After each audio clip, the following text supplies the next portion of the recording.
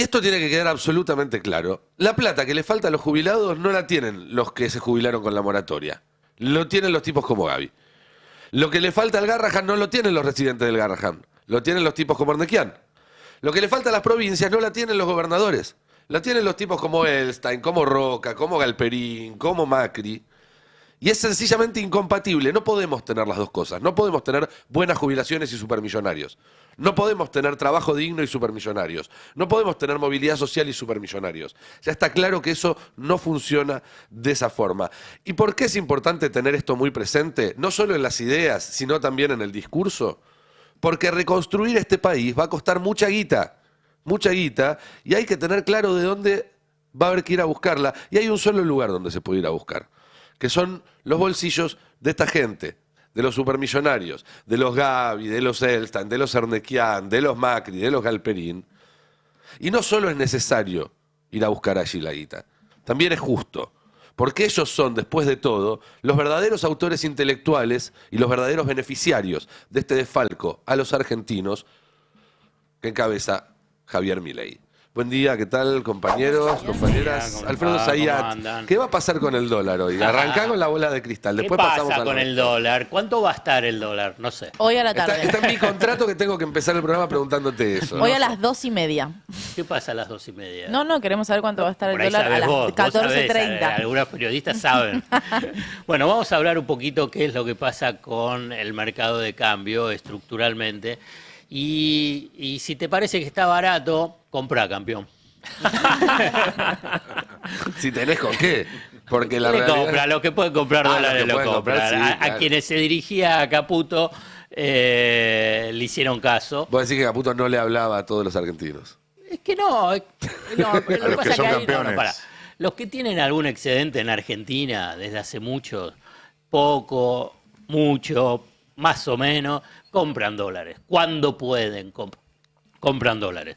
Y esto es una falencia estructural de la economía argentina, una economía bimonetaria que cada vez profundiza más ese rasgo, a partir de que su propia moneda no se convierte en reserva de valor.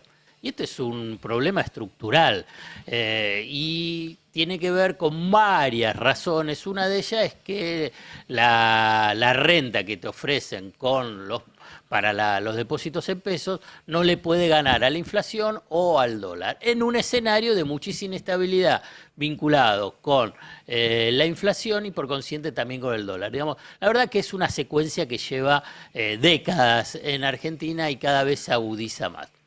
Pero si te parece que está barato y comprá, campeón, como dijo Caputo, es una más de las medidas de mala praxis que el equipo económico ha implementado, tanto a nivel narrativo, discursivo y en la práctica. No voy a hacer todo el recorrido, simplemente voy a lo último, que es lo que pasó en estos últimos días, para identificar de por qué hay mayor presión sobre el mercado de cambio. Y fue mala praxis.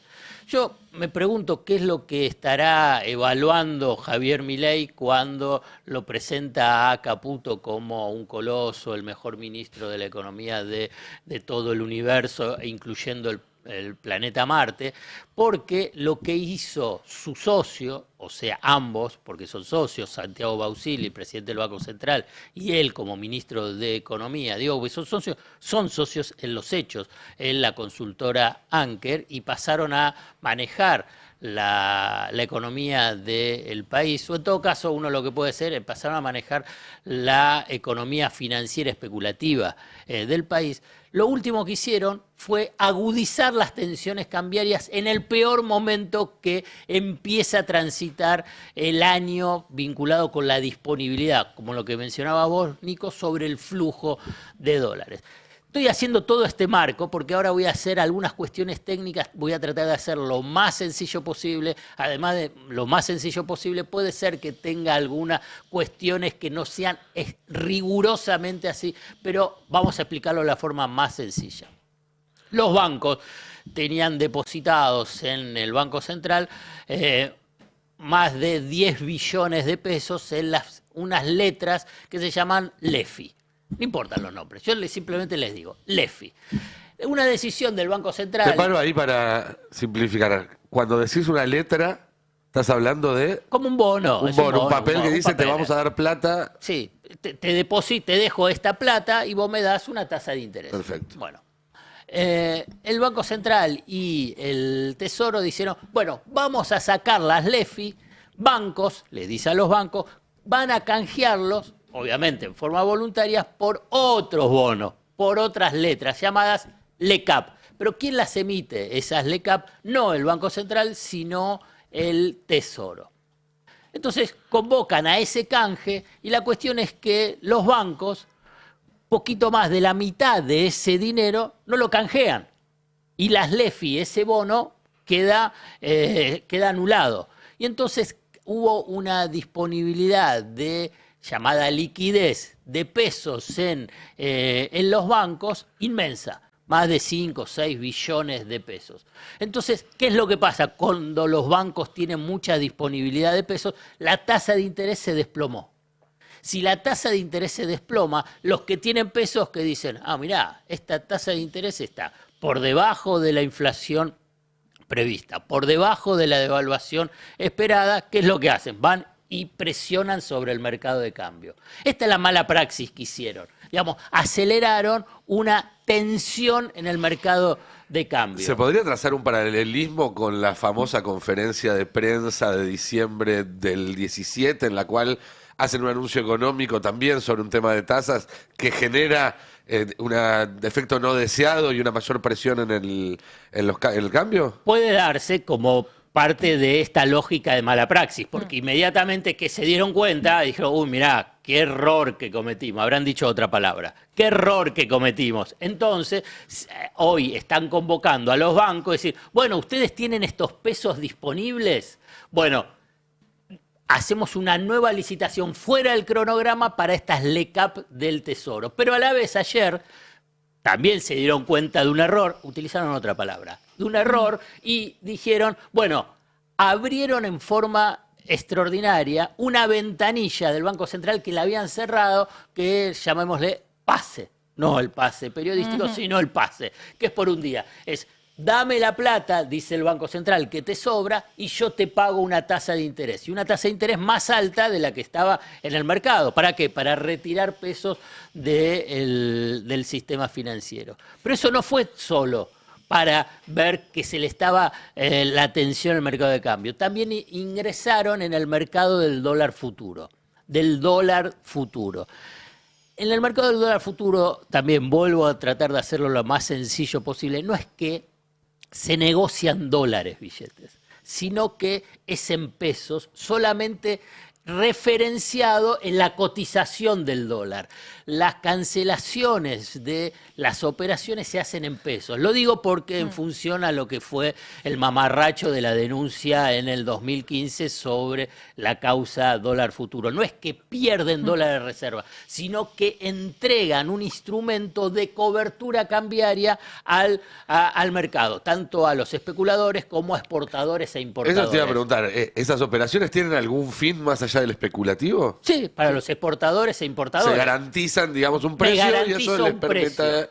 Claro, Okay. me garantizo un precio a fin de cada uno de los próximos meses. Entonces siguientes. eso les permite operar con cierta tranquilidad Porque en escenarios de volatilidad. yo sé que alguien me va a dar el precio que voy a pactar a fin de ese mes. Bien. O antes. Es una operación fundamentalmente para operadores importadores y exportadores. Bueno, pero cuando hay mayor duda sobre qué es lo que puede pasar por el dólar, ¿qué pasa con los precios implícitos de los contratos futuros? Suben.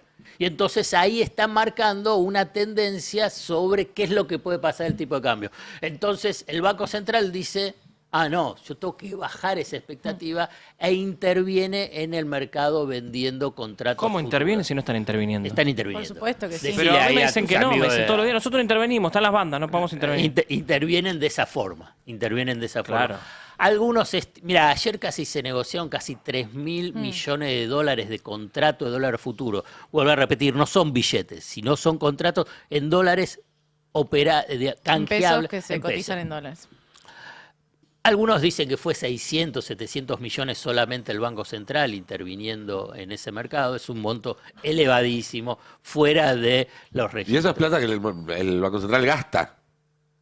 Hay que ver cuál va a ser el precio final. Claro, la puede ganar o perder, está apostando. Puede ganar o perder. En su Perfecto. momento, durante el gobierno de Alberto Fernández, el Banco Central, con Miguel Pese en el Banco Central y Martín Guzmán en el Ministerio de Economía, el Banco Central todos los años ganó fortuna contra el mercado, y por eso el mercado le tenía muchísima bronca, porque siempre apostaban a la devaluación y no hubo devaluación, y entonces el Banco Central jugaba, y ahí ganó, pero en su momento hice el cálculo, ahora se me fue, ganó un montón. Bueno, esa es la mala praxis. La mala praxis de el mercado de cambio. Y déjame que diga una cosita más. No, acá es cierto que el dólar y hay tensión, pero hay una banda cambiaria y el principal error de la mala praxis que incluye a Milei, vos estuviste pasando dos audios, videos, donde él decía, tiene que estar en el piso de la banda, tiene que estar en 600. El mercado aceptaba la banda entre 1000 y 1400, y el 1400 lo aceptaban con tranquilidad. Sobregirarse sobre la cotización del dólar para que esté a 1000 o esté abajo de 1000 fue una exageración que hoy le viene en contra. Porque si incluso a 1300 y a 1400 sigue siendo, che, si te parece barato, comprá, campeón, a 1400. Sí, claro. Entonces, si el dólar sube a 1400, si ellos hubiesen tenido flexibilidad, inteligencia, no se hubiesen convertido, en lugar de ser Messi, pasar a ser un jugador de primera D, como están mostrando eso el equipo económico, bueno, no hubiese sido problemático el movimiento de 1300. La cotización de 1300 es equivalente, me parece que hace algunos meses también había llegado a 1300. Sí, en febrero-marzo. Febrero-marzo. El blue, claro. Por eso, entonces agarra, pero como se sobregiran, generan el problema. Y además de generar el problema, agudizan el problema con la mala praxis. Bueno, ahora te lo dejo todo a vos. No, me parece que quedó clarísimo. Yo complementaría con esto de que quedó muy claro que todo no marcha acorde al plan, por más que el gobierno, cuando una licitación tiene más del 100% de refinanciación, o sea, pueden tomar nueva deuda, dice todo marcha acorde al plan. Cuando la refinanciación es del 70%, dice todo marcha acorde al plan. Y un poco la idea del gobierno cuando desarmaba estas LEFI era decir, bueno, que haya más liquidez en los bancos, que los bancos tengan más liquidez y que los bancos le presten al sector privado. O sea, que el crédito privado sea uno de los instrumentos para reactivar la economía. Y eso no sucedió. Entonces, eso también es parte de los errores de este equipo económico que pensaba que los bancos se iban a dar vuelta y le iban a prestar al sector privado con una tasa de interés que sigue siendo muy alta. Vos ponés un plazo fijo y te dan el 30% de tasa de interés, pedís un préstamo y de costo financiero total, si sos cliente del banco, es de 150%. O sea, es un crédito que sigue siendo muy caro para el sector privado y ahora tienen que salir con esta licitación de emergencia, con una licitación sorpresa a pedido de los bancos que dicen, no, yo no le quiero prestar al sector privado, a mí vení vos y garantizame una tasa de interés, garantizame esta bicicleta financiera. Entonces es un error de todo el programa económico, más allá de este instrumento financiero que sé que es como muy abstracto y que parece algo muy lejano. Bueno, no está funcionando la parte económica tampoco, la inyección de esos pesos como crédito para la economía. Claro, porque además no está creciendo la economía. No. Y la morosidad, tanto para los créditos personales como de créditos a las empresas, está incrementándose. La cantidad de cheques rechazados se están incrementando, entonces los bancos están siendo muchísimo más cuidadosos, prudentes en las líneas de crédito. Entonces le dicen, ¿me dan más plata? Sí, no, pará, si yo ahora le puse un poquito de freno a esto. ¿Pero por qué? Porque la economía real no está avanzando. El salario en los primeros 5 meses, de acuerdo a datos oficiales, está cayendo un 5,5% los salarios registrados. Y esto con datos oficiales a partir de la consultora CP, que lo difundió ayer. Entonces, se está cayendo. Además dice, mirá, la gente tiene menos, los que pueden llegar a pagar o tomar créditos personales, su capacidad de compra, el poder adquisitivo está bajando. Y entonces dice, ah, bueno, entonces veo. Y además se incrementa la morosidad. Ahora, después ahora ya te pregunto, Cande, sobre los datos laborales, porque son muy fuertes y porque obviamente cierran el círculo de la macroeconomía y de la microeconomía, del dólar y de tu bolsillo.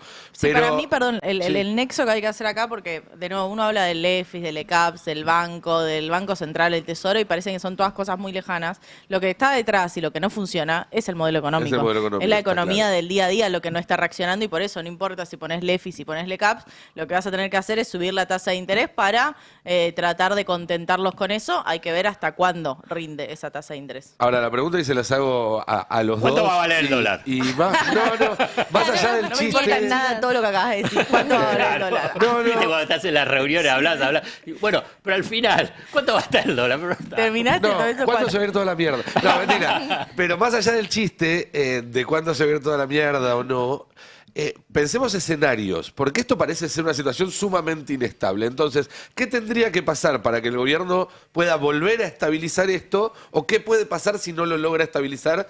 De acá a septiembre, digamos, de acá antes de las elecciones. Después no nos vayamos porque en Argentina es un plazo eterno. Mira, el gobierno, el equipo económico hasta ahora siempre ha conseguido algún tipo de pequeño o gran salvavidas, o sea, de conseguir financiamiento. Lo más probable es que el Fondo Monetario Internacional le apruebe la primera revisión del acuerdo diciendo no cumpliste la meta de las reservas, muy mal, pero cumpliste la de las cuentas fiscales, incluso sobrecumpliste, muy bien. Entonces, bueno, pero para la próxima tratá de cumplir con las metas de reserva. El gobierno va a decir, sí, estamos de acuerdo, pero tenemos una tendencia, este plan es extraordinario. Que no se repita. Bueno, entonces va a desembolsar 2.000 millones de dólares el Fondo Monetario. Entonces, así va a ir rascando dólares para llegar a octubre, lo que casi hay consenso, pero no te digo unánime, pero mayoritario, es que después de las elecciones algo va a cambiar.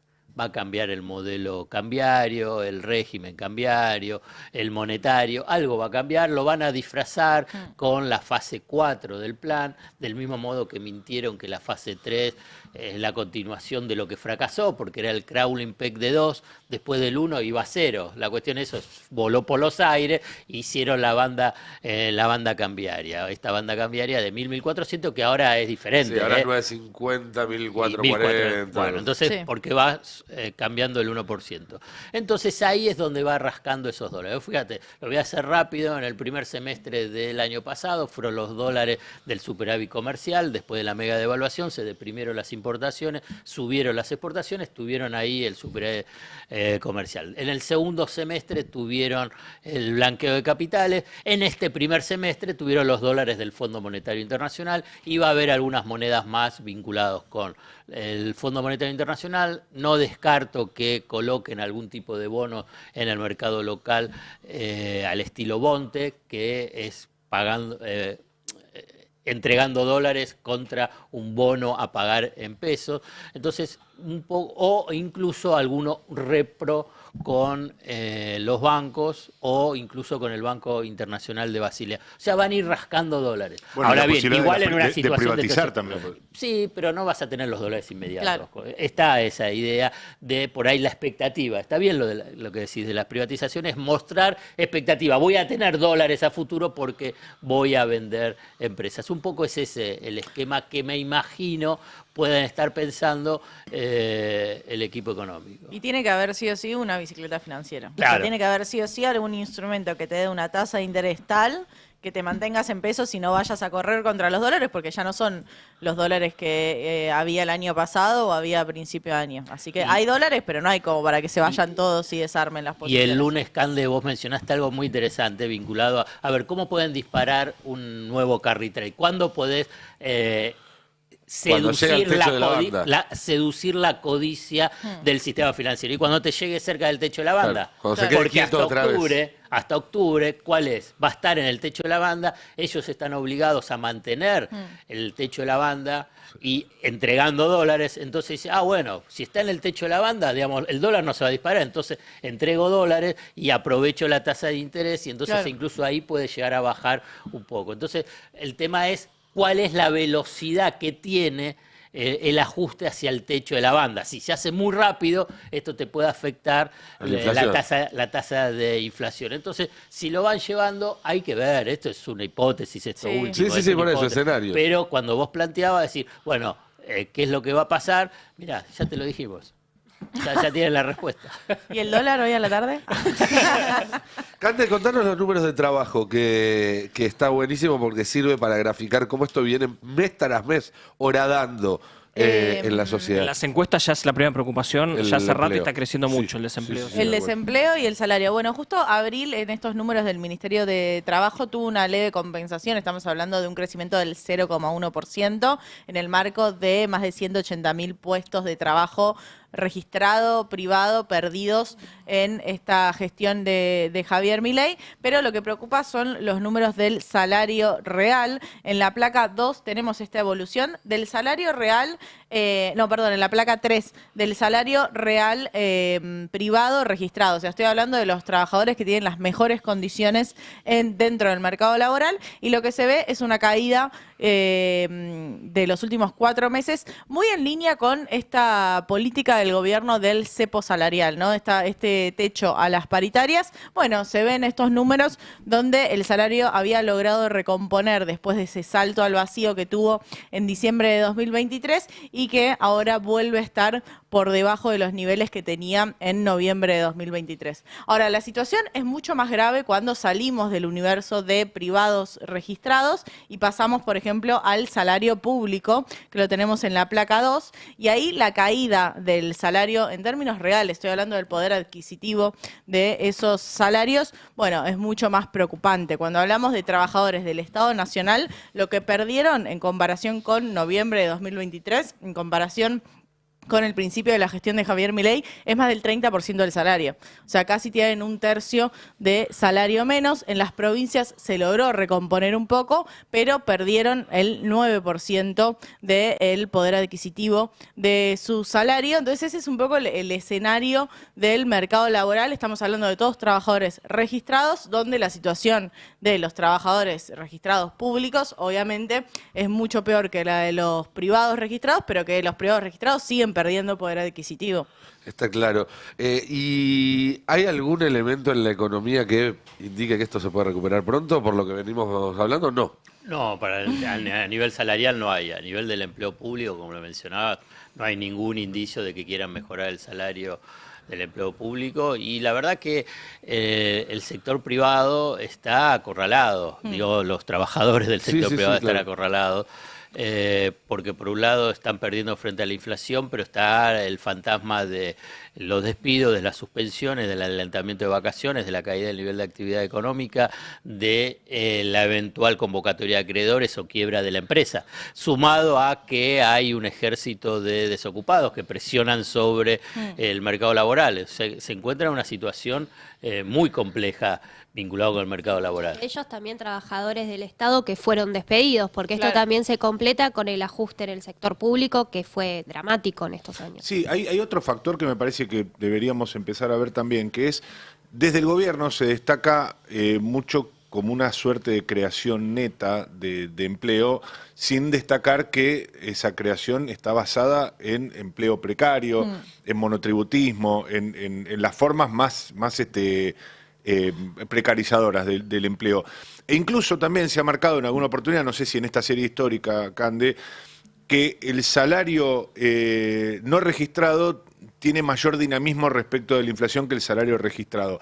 Ahora, lo que sí hay que marcar ahí es que es cierto, y creo que lo hemos dicho en alguna oportunidad, que el que hace changas hasta tiene la posibilidad de ajustar la torta frita que vende a un valor más cercano a la inflación, que paradójicamente el que tiene paritarias a las cuales el gobierno pisa deliberadamente. Sí, claro. Lo que no se dice es que ese ajuste porcentual sigue dejando a esas personas en una situación pauperizada absolutamente. Es decir, más allá de que vos la torta frita la puedas vender un poco más caro cada día para ir acompasando con la inflación, mientras que el que tiene un salario formal va perdiendo todo el tiempo, pero el salario formal sigue siendo una herramienta todavía mucho más sólida y mucho más sustentable en el tiempo para sostener la vida y el poder adquisitivo de las personas que la venta de tortas fritas. Absolutamente. Entonces, esa modificación del mercado laboral que el gobierno destaca como virtuosa permanentemente, diciendo,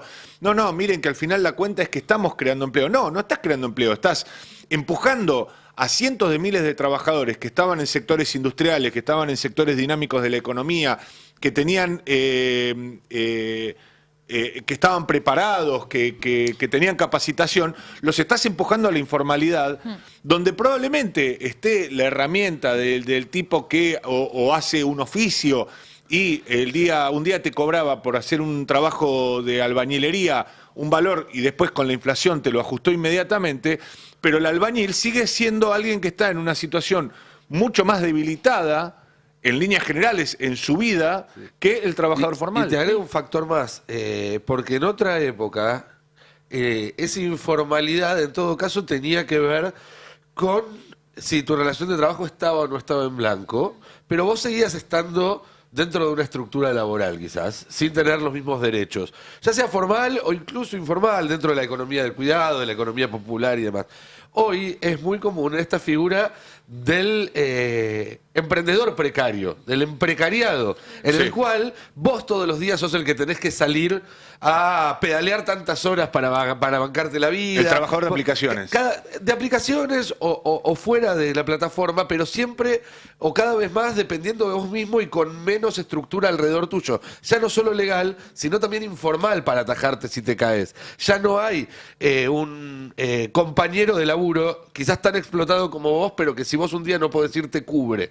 Ya no hay un familiar, un vecino, que el día que vos no podés culminar el trabajo te da una mano.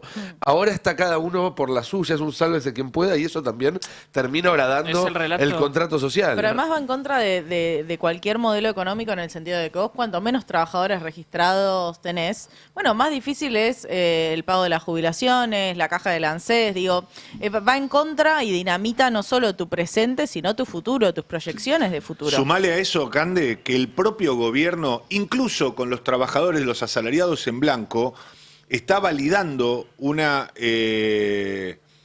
ilusión al fisco. Claro. Porque lo que le está diciendo a los trabajadores en blanco es: a mí firmame aumentos salariales que estén en el 1%. Si querés por izquierda, llevate montos no remunerativos que yo te lo voy a bancar. Claro. Esos montos no remunerativos que salvaguardan circunstancialmente algo de ese poder adquisitivo perdido para el trabajador, que, insisto, está en la cima de la formalidad, si se quiere, en la Argentina.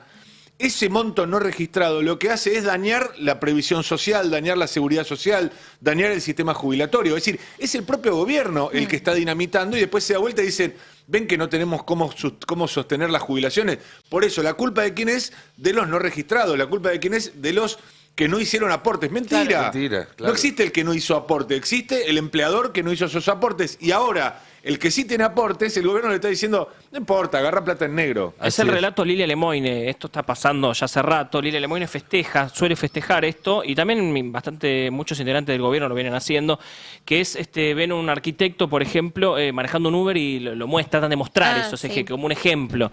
Miren qué importante que el tipo va y maneja un Uber, digo, sin despreciar a los que conducen Uber, pero es un relato del gobierno eso, que le viene bien por esto mismo. Ayer casi se le escapa, de una entrevista a Sandra Petovelo, casi se le escapa que sería una reforma previsional, se acordó, parece rápidamente, nunca habla la ministra de Capital Humano, ayer le dio una entrevista a este chico que no tiene pelo de La Nación Más, y le casi hizo una reforma entre la PES y la mejor dijo laboral, porque el gobierno cree, como bien dice acá Mariano Martín, que primero hay que hacer una reforma laboral para luego ir a hacer una reforma previsional. Dicen que es lo que se viene el año que viene, lo vienen así manifestando, por eso se está discutiendo en el Congreso y demás, así que hay que ver qué pasa con esto, pero tiene que ver con el trabajo no registrado, sobre todo. Ahora te pregunto, John, Sí. porque todo lo que venimos charlando muestra un escenario en el cual lo mejor que puede pasar para el gobierno es que todo siga más o menos igual de acá hasta las elecciones. El gobierno no se imagina mucho mejor en términos económicos, más holgado, ni nada. Vos mismo nos contaste que si fuera por ellos apretarían 3 doritos más tarde hasta llegar a diciembre. La pregunta es: ¿ellos les preocupa que este escenario económico, tanto a nivel macro como micro, los afecte electoralmente en las elecciones de septiembre y de octubre? ¿O creen que, bueno, esta cuestión magnética de Milei, su potencia y demás va a servir para compensar de alguna manera las malas noticias en términos de dinero? A ver, yo te quiero responder lo primero. El objetivo del gobierno es dejar de pagar 1/3 de las jubilaciones que está pagando, no pagarlas nunca más, que son los que ellos dicen... ¿Cómo funcionaría eso? A ver, ellos dicen que durante el gobierno de Cristina se jubiló gente que no tenía que estar jubilada y que hay que sacarla de ahí porque no aportó. El final de la historia del camino en el gobierno es eso, porque esto es el flujo, digo, es guita que tiene que estar, lo digo, así lo dicen en el gobierno, gastando todos los años, todo el tiempo. Que eso es lo que genera que no pueda bajar impuestos y demás y más. El final de la historia, la zanahoria final del gobierno es esa. ¿Cómo lo logra? Hay que volver para atrás, insisto, reforma laboral, todo lo que se viene el año que viene. Para poder hacer todo lo que se viene el año que viene son clave las elecciones de este año. Hablamos de las nacionales. ¿Por qué? Por el Congreso, por cómo se integra la Cámara de Diputados y Senadores. O sea, estamos hablando del final de la historia que tiene que ver con esto, con las jubilaciones, con un montón de cuestiones que tienen que ver con lo social. Algunos le llaman el gasto social. Ese es el final. Bueno, a las elecciones, yo creo que, a ver... En el gobierno creen que van a llegar bien. Yo lo que estoy viendo ahora es que no van a tener demasiados sobresaltos. En base a lo que dicen Alfredo y Candelaria, me parece. De acá a octubre nos espera un sobresalto donde el gobierno puede llegar a tener una disparada de la inflación, que es lo que más le importa. Al gobierno lo que le importa es que no se le dispare la inflación. Por eso está tratando de controlar el dólar. Me siento Zayat hablando. Pero digo... Muy bien, ¿eh? Bien, vengo bien, ¿no? Viene bien. Ese es el principal interés del gobierno. Con manejando la inflación, el gobierno lleva tranquilo a las elecciones de octubre, que son las que más le importa, más allá de septiembre. Septiembre le importa para ver cómo negocia con el PRO, al gobierno y a la Libertad Avanza y a Milei. Es lo único que le importa de septiembre. El interés real es octubre. Y por esto también tiene que ver con la interna que hay en la Casa Rosada. A algunos les estaba importando más septiembre y a otros más octubre. ¿A quién es septiembre? A los Menem, a Karina, pues se mete en todos los territorios, se mete a competir en las legislaturas provinciales, que es ahí donde lo culpan y le dicen, ves, ahí se termina de cagar tu relación con los gobernadores. Todo tiene que ver con todo. Pero el gran interés de fondo es octubre, claramente. E insisto, es una discusión que tuvimos ayer y que yo vengo teniendo con varios colegas, porque en esta semana giró mucho algo que decía, no, el año que viene el gobierno va a tener que negociar con los gobernadores si se le dan estos números. El año que viene puede no negociar con los gobernadores si blinda el veto. Si llega... Sí, a lo que apunta es tener 87 que le permitan ni blindar el veto. 87, tal vez no tengo 87, pero es lo que le va a pasar en los vetos que se vienen. A lo mejor con 70 y pico ya llegás. Porque Claro, vos, porque si no están todos presentes, Exacto. baja la proporción. Claro, 87 es de máxima, si está toda la Cámara de Diputados sentadita. Si vos lográs algunas ausencias, puedes no llegar a 87. ¿Qué es lo que esperan ahora para los vetos de Milei que se vienen? Esperan contar con 75, ponele. Bueno, pero si a eso le sumás los que se tienen que ausentar... Sí. Arreglando con vos, necesitas 87. Ya sea para que levanten la mano en contra o para que no vayan. Pero ahí necesitas a alguien que no esté tan jugado, que no sea con que no sea Violeta, tal vez puede estar ausente. Le ha sucedido en el gobierno. Siempre que no se te pongan en culo los gobernadores. Siempre hay cuader de la vida. Sí, eso iba. A eso también. Hay celestes que han estado ausentes. Celestes. Entonces vos decís, ¿cómo puede ser? Bueno, el año que viene seguramente también los tenga. Esto es parte de la política. Para mí con hacer y esto yo lo vengo diciendo, el gobierno perdiendo, haciendo una elección regular, puede llegar a los 70 diputados, 60, 70, Yo ahí de y ya va a vuelta, estar... si una cosa es el optimismo de la voluntad que pueda llegar a tener Karina Milei y demás. Los que van a tener que decidir el lunes después de la elección, el lunes 27 de octubre a la mañana, si compran o venden, cuánto futuro le ven al gobierno para la segunda mitad de su mandato y demás, no van a quedarse tranquilos si Milei tiene solo 75, ¿eh? Van a querer que se les garantice que tiene los 87. Por eso te digo que... Es que el ruido con los gobernadores ahora tiene que ver con eso. El gobierno ve este apuro de los gobernadores también ven ese apuro, por eso el gobierno dice queremos que sea diciembre ya, porque todo este ruido lo ven que tiene que ver con las elecciones, porque los gobernadores tienen que negociar ahora. El año que viene, un Milei con 70, 75 violetas, diputado con el veto blindado, es otro Milei. Hoy Milei tiene 38 puros, donde Milei levanta un dedo y todos dicen sí, señor. Está bien, es verdad que algunos amarillos también dicen sí, hay señor. unos cuantos. Y de otros radicales colores también. Pero digo, vos sabés que 38 tenés seguro. Imagínate el año que viene con 70 seguros. Donde Milei levanta un dedo y le dicen sí, Yo señor. creo que no cambia tanto, pero lo veremos el año que viene. Vamos a ver el año que ¿Hay viene. novedades de último momento? Sí, en realidad está la apertura de los mercados. Tenemos el tuit de Cristian Buteler, el especialista en finanzas, que muestra justamente una constante que viene siendo en los últimos días, que es el inicio de los bonos de la Argentina en rojo. Lo que interesa que leas de esta pantalla muy poco amigable es justamente el color de Yo no esos entiendo nada, números. Cami. No se preocupen, no hay que saber qué significa cada uno de esos instrumentos, pero son bonos que cuando les va mal, cuando están en negativo, implica también que vaya aumentando el riesgo país, que está arriba de los 700 puntos, entonces complica un poco al gobierno. Obviamente que todo esto es presión de cara a la licitación de hoy. Cuanto más se presione en el mercado financiero, mejor va a ser la tasa de Claro. interés que le terminen dando a los bancos Se en están este caso. sentando a negociar de alguna No, manera. y además hay un elemento que es lo que está pasando en el mercado, es con caída de los principales activos financieros o bursátiles, acciones, títulos públicos, es que hay una lenta pero persistente retiro del carry trade, de la bicicleta financiera. A ver, para entenderlo, como no hay pánico, no hay puerta 12, no es que todos quieren salir. Entonces van saliendo paulatinamente, porque si salen todos juntos, pierden todos en esa lógica. Entonces van saliendo de a poquito. Tipo Pantera Y- Rosa, ¿no? Acercándose a la Claro. puerta sin que nadie se ¿Después dé de cuenta. qué? Después de que acá hay un hito que cuando se cuente la historia de este periodo de Milei, este periodo oscuro, ahí lo agrego yo, un título para el libro, es cuando el JP Morgan se bajó del tren. Claro. Este es un punto central. Por ahí, digamos, no importa si está bien, si está mal, es una señal muy contundente y que lentamente otros fueron acompañando. Dice, bueno, si se bajó el JP, nos encanta, y vuelvo a repetir esta figura que la estoy repitiendo en varios lugares, y nos encanta el tren de Milei.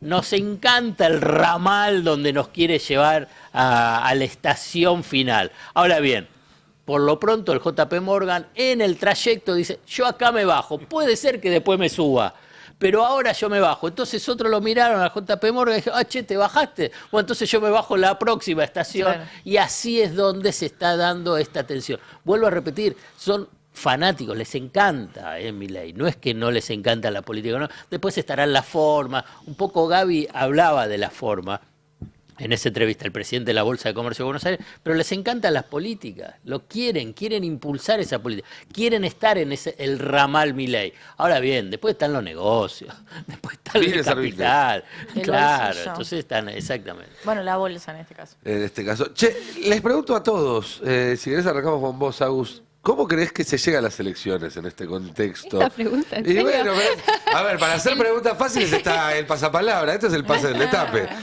Nada, bueno, el sábado vamos a tener un día bastante movido, ¿no? Es el cierre de listas, Es el así cierre es. de listas, a mí justo me toca estar activa.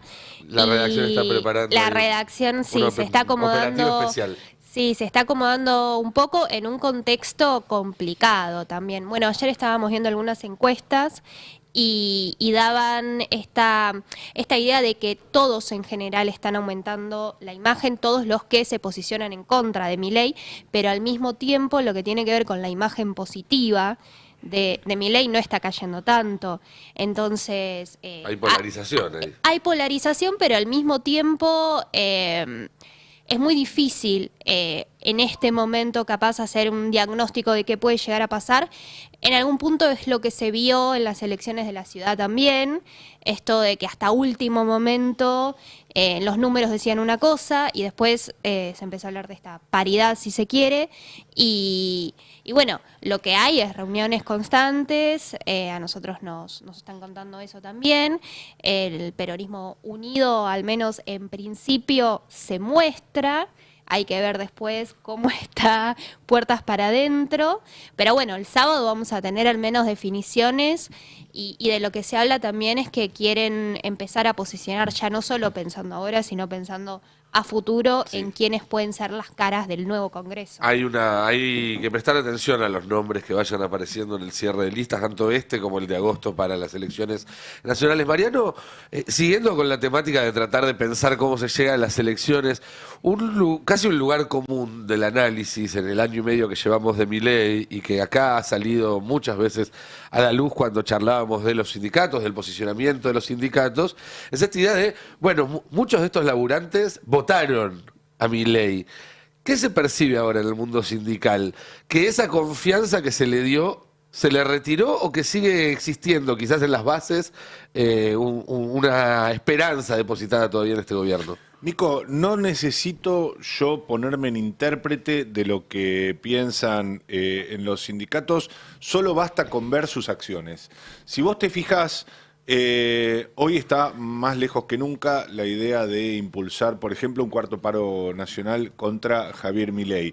Hoy está en marcha, sí, una manifestación relacionada con el Santuario de San Cayetano, sí, que es donde todos los años los movimientos sociales, junto en este caso con la CGT y las dos CTA, van a estar movilizándose, aunque si bien en un principio se pautaba una movilización masiva, ya me están avisando desde la CGT que va a ser una movilización de su parte, de parte de los gremios, acotada. ¿Qué te quiero decir con esto?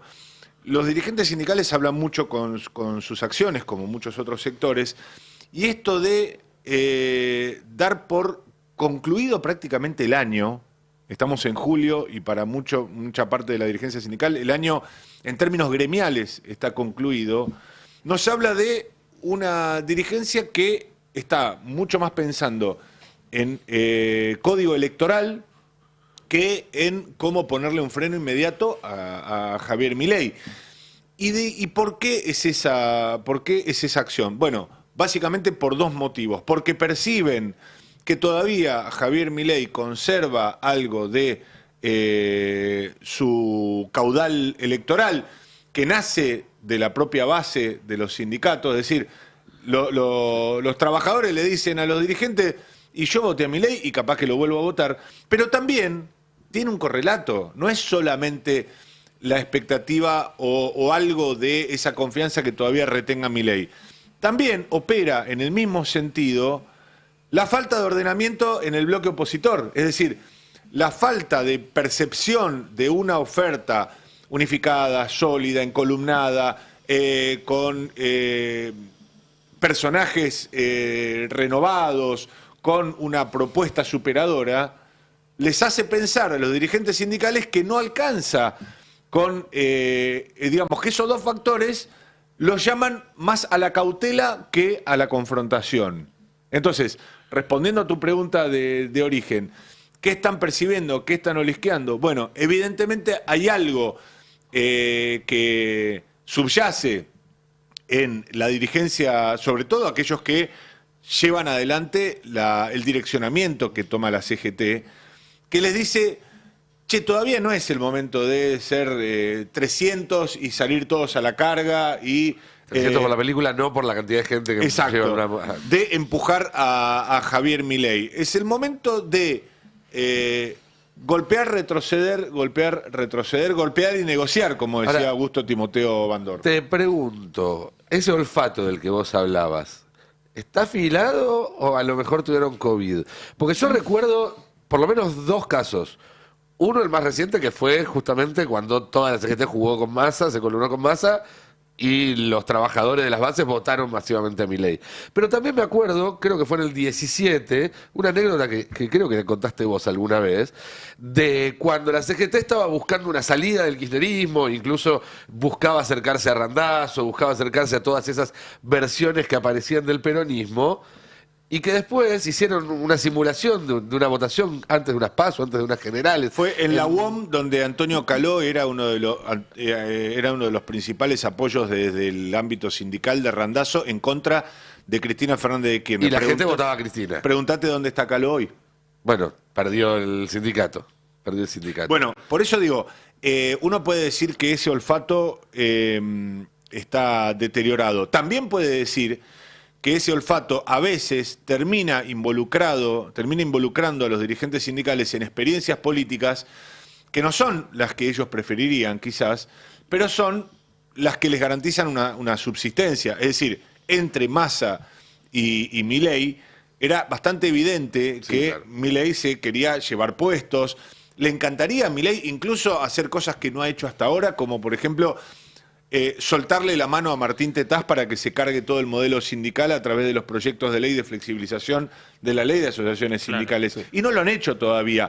Entonces, se vuelcan a favor del mal menor y probablemente hoy Javier Milei está percibido como el mal mayor para la mayoría, no para todos, pero sí para la mayoría. Entonces, mientras esa percepción subsista y mientras los dirigentes sindicales sean, probablemente con razón, convidados de piedra en la interna del peronismo y no actores protagónicos, porque recordemos que las veces que hay que decirlo también, las veces que la dirigencia sindical ha ensayado ideas de presidenciables y te han mencionado Sergio Uñac, te han mencionado experiencias que duraban la nada. Entonces, sí, es cierto, están un poco anquilosados seguramente, pero mientras mantengan esa base de subsistencia, ese poderío que lo tienen en las obras sociales, que lo tienen con el nivel de representación que les garantiza, de representatividad que les garantiza la ley de asociaciones sindicales, eso se va a mantener inalterable, por ahora. En el gobierno del Frente de Todos fue protagonista la CGT del gobierno. Sí, claro. Digo, fue un actor importante. Digo, ahí al lado, me acuerdo, Alberto Fernández tenía reuniones muy asiduas. Eran, Cuando se anuncia... estaban en la mesa, por decirlo de alguna Sí, manera. claro. Cuando se anuncia el famoso video de Cristina anunciando la fórmula Alberto Fernández, Cristina Fernández de Kirchner, si no me equivoco, la primera aparición pública de Alberto después de eso, la segunda, él asiste a una reunión con dos dirigentes. Uno es Daer, el otro era el Chino Navarro. Y de hecho, bueno, fue buena parte de lo que después se transformó en el sustento de ese experimento de poder nunca nacido, que fue el albertismo. Bueno, lo vas a ver formalmente reeditado el 7 de agosto en esta manifestación. Claro, no claro. van a ser estrictamente los mismos personajes, pero sí, pero la CGT va a estar. Movimientos sociales y Va a sindicatos. estar los movimientos sociales referenciados en la Unión de Trabajadores de la Economía Popular. Ahí está Alejandro Peluca Gramajo. ¿Por qué le dicen peluca? Porque tiene mucho pelo. ¿Cuándo vas a hacer tu glosario de apodos del sindicalismo argentino? sí.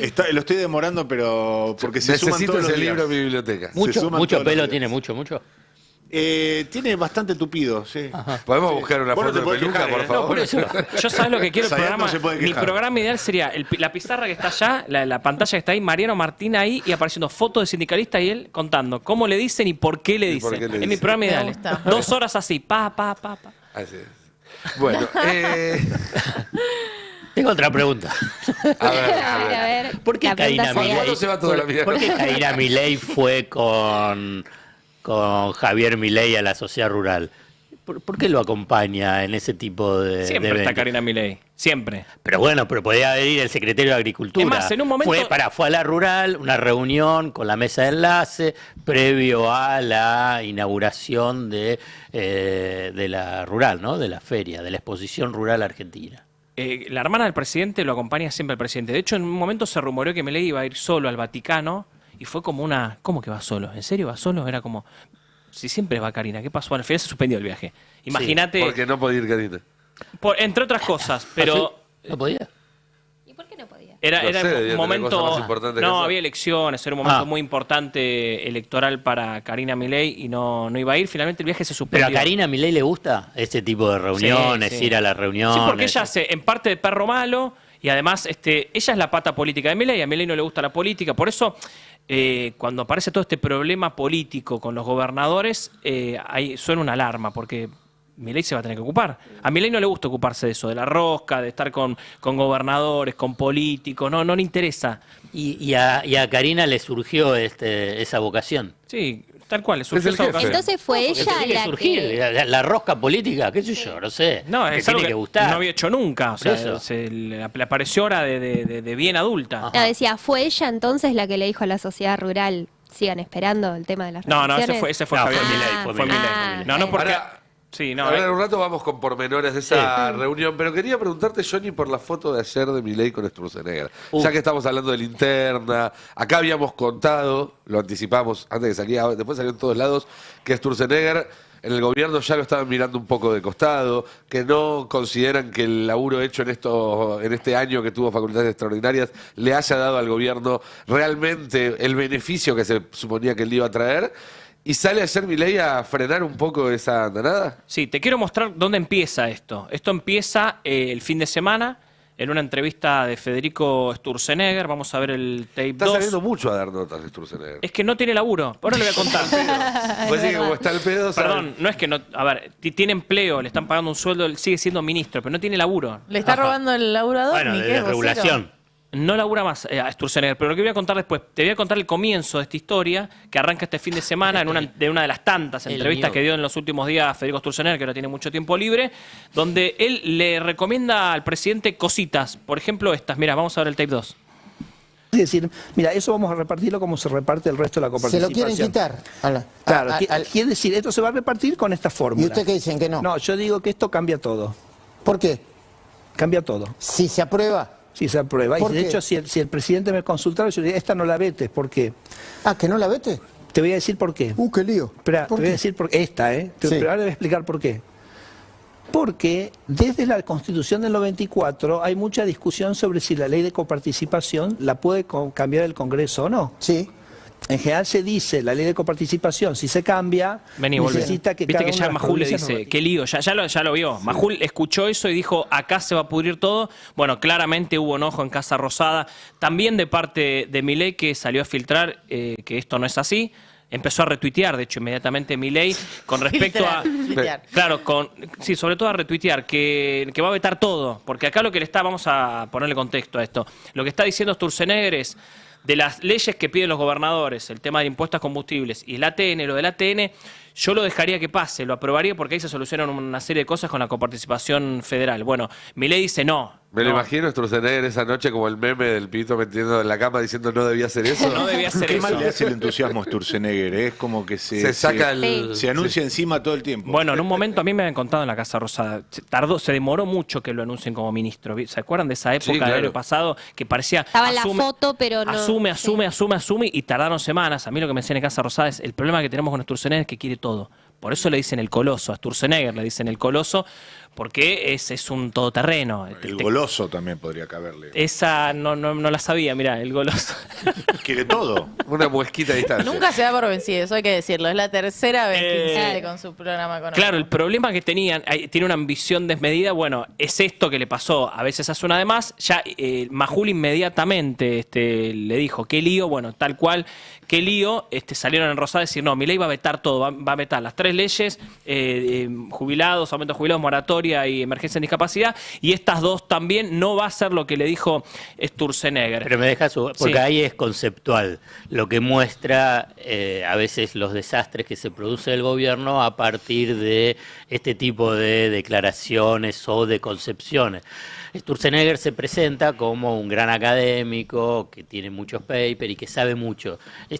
Digamos, hay una soberbia fuerte en Sturzenegger cuando expresa. Lo que sucede es que a veces se equivoca. Y a un soberbio, cuando le marcan que se equivoca, se generan tensiones o un lío. Entonces él cuando plantea, es decir, hay un problema con la distribución de recursos en la coparticipación federal. En la Constitución del 94, la idea es que tenía que haber una nueva reforma en la distribución de los recursos coparticipables. Para eso y no se pudo avanzar. ¿Por qué? Porque no es solamente lo que puedan discutir y llegar a un acuerdo en el Congreso Nacional, sino que cada una de las legislaturas provinciales tiene que aprobarlo. Y obviamente, Claro. ¿cómo haces para aprobarlo? Si le bajás 3 puntos a Córdoba para subirle No 2 hay forma de puntos que a todos Formosa. estén contentos al mismo tiempo. Claro, no pueden estar. Entonces, ¿qué es lo que dice la mente de Sturzenegger? Mirá lo que votó el Congreso, que tanto de combustible como de ATP cambia el porcentaje. Entonces, al cambiar el porcentaje el Congreso y es pedido por todos los gobernadores, entonces Sturzenegger le dice, no lo vetes, porque esa te habilita a cambiar toda la coparticipación como lo definió la Constitución del 94. La verdad es una estupidez lo que está diciendo, pero yo te digo, ¿cómo hace su lógica? Entonces, además de frenar la soberbia de qué le vas a recomendar a Milei, al lado de Milei le habrán dicho, mirá, es una estupidez lo que está diciendo Sturzenegger. Ahora, es una estupidez, pero ahora que lo mencionas, para seguir poniendo en contexto, acá contamos hace cosa de un mes, cuando estaba escalando ya el conflicto con los gobernadores, que en la Casa Rosada, si los gobernadores insistían en su ofensiva, o lo que en la Casa Rosada perciben como una ofensiva, ellos estaban preparando una serie de respuestas. Y que una de ellas, yo lo conté acá, está el archivo, era que estaban buscando la forma de modificar por decreto el régimen de coparticipación. Sí, eso es... Declarando inconstitucional la ley actual y diciendo, bueno, como es inconstitucional y tiene que ser reemplazada, entonces el gobierno debe dictar una nueva norma y ante la imposibilidad de conseguir mayoría, etcétera, etcétera, sale por decreto. Digo, no sea cosa que esto que se le haya ocurrido a Sturzenegger, porque Milei le dijo, che, Federico, fíjate cómo podemos hacer para cambiar la coparticipación sin el voto de los gobernadores, y Sturzenegger, estando al pedo, se puso a investigar. No va a pasar, Nico, es imposible. Pero tiene que ver con la mentalidad de este gobierno, Está que busca bien, atajos para todo. El atajo, pero que ibas a poner todas las provincias en contra. Pero no, está claro No, que le no, vas a sacar no es políticamente todos los viable. recursos a las provincias para pasarse No, ayer me daban- claro que no. Ayer me daban una explicación. El gobierno quiere llegar a sentarse a esta negociación que consideran que lo de Sturzenegger es apresurado. El problema es que fue apresurado. Tal vez esta conversación se da. El tema es cuándo, porque lo mejor para esto falta un mes, porque todavía falta media sanción, falta que llegue, que lo gire el Senado al Ejecutivo y después que Milei lo vete. Entonces ahí se puede dar una negociación, pero a lo mejor esa negociación se da en un mes recién. Quieren llegar a esa negociación con esta postura, a lo Trump, me dicen a mí, con Milei diciendo, no me importa nada, vota todo, veta todo, ya está, elimino todo. Pero lo mejor, cuando se dé ese momento de que hay que negociar, lo mejor se da este tipo de diálogo. El tema es que lo mejor Sturzenegger se adelantó un mes. Porque están negociando. A mí lo que me decían acá, lo único que estamos haciendo es demostrar fuerza política. A ver quién tiene más fuerza acá. Si nosotros como Poder Ejecutivo o los 24 distritos del país. Bueno, hay que ver cómo se llega a ese norte en ese momento, ahí. Que ahí se va a negociar el tema de impuestos a combustibles y ATN. A Trump con esa estrategia no le fue tan bien. En algunos lugares, tal vez sí. ¿No? Digo, desde que empezó su segundo gobierno, él supuestamente iba a terminar con todas las guerras, está metido hasta el cuello en todas las guerras, más todavía que su antecesor.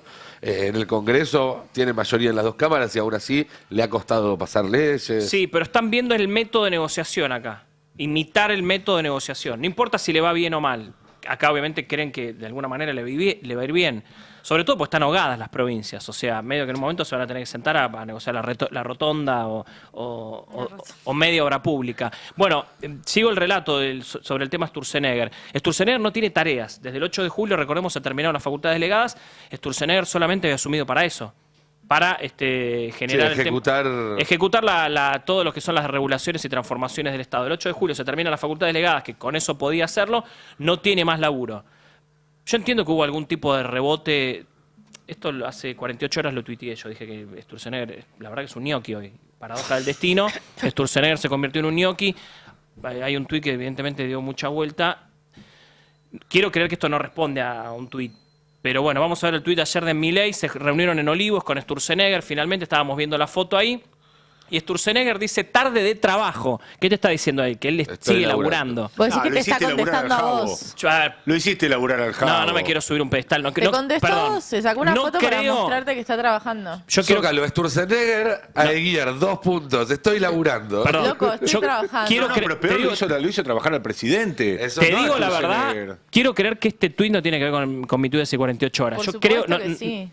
Alfredo, Yo creo que sí, ¿eh? No hay manera. Yo creo que sí. Si Sayat No. dice que sí, yo creo que sí también. No hay ninguna duda. ¿Vos qué Ya dijiste? está, ¿Qué dijiste? Lo primero, confirmado, alguien dijo... Sturzenegger, ¿Alguien Lo más que dijo que es un Claro. ñoqui Sturzenegger? Claro. ¿Alguien dijo algo? Para, antes? quiero No. decir algo. Vos fuiste el primero. No, ¿sabes por qué está atado esto? Yo creo que el viernes voy a volver a figurar en ese stream de Adorni llamado Fake 78. Pero Entonces voy a poner mi tweet diciendo que es Claro. ñoqui y el tweet de Sturzenegger diciendo sí, trabaja. Adorni Si te querés ama, te apuesto mucha plata que va a pasar eso. nosotros vamos a Pero la Adorni foto, te ama. la foto, ¿la ampliaron esa foto? Mira qué contento Esa que está el foto. Tano. Mira, está contento el Tano. Pero ¿sabes qué va a pasar Pero esto? esa foto la ampliaron, ¿está ampliada acá? ¿Se puede A ver, ver? amplía la Con foto. detalle. ¿Tiene algo? ¿Vos estás viendo algo? Yo no vi No sé, nada. marcaron algunas A ver, cosas. ampliame la foto. ¿Qué tiene? ¿Hay A algo? No hagan eso, no está bien. Hay un ampliar libro fotos. de macroeconomía.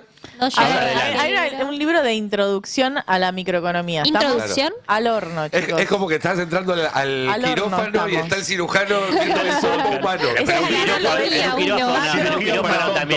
en un quirófano también hay muchas medicinas. Yo quiero que sepan que ese libro lo ves en micro 1. Vos tenés micro 2 después. Eso Y es CBC, tenés, ¿no? no, micro 1 ya es de la ya carrera. es de la carrera. Bien. Sí, obvio. Pero después tenés micro 2 y después tenés... ¿Microdosis? No digo porque también se ven algunas goteras. Claro. No, eso es lo que está atrás, eso es lo que está atrás. Pero digo, si estamos en ese manual, estamos al horno. Acá un amigo que nos está Es que ellos escuchando. están escribiendo. ¿Qué hay Dice adentro que de ese están escribiendo. cenicero? No, él cambió. Hubo un cambio en el saquito de té, equipo. es el saquito de té. Lo sacó a Eh. Reidel y está ahora trabajando con Sturzenegger por un libro que dice que va a Ah. El revolucionar. premio Nobel.